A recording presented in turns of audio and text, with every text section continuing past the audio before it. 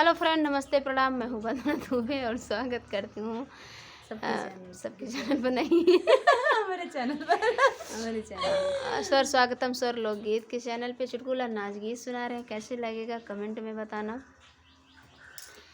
हमारी गुलाबी चुनरिया हमें तो लगी जाए नजरिया हो। हमारी गुलाबी चुनरिया हमें तो लगी जाएगी नजरिया रे।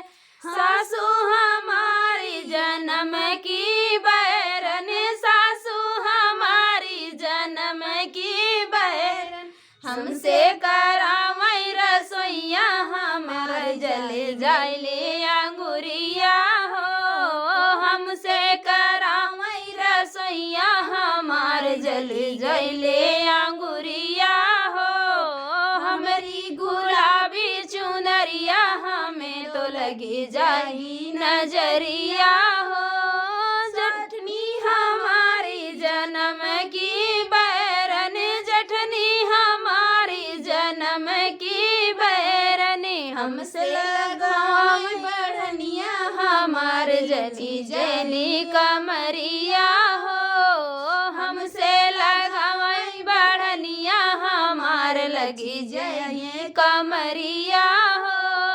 हमारी गुलाबी चुनरिया हमें तो लगी जाएगी नजरिया हो।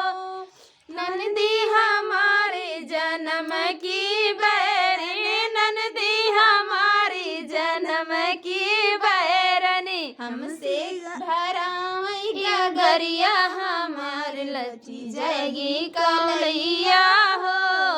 हमसे भरावई गगरिया हमार लची जाएगी कमरिया हो।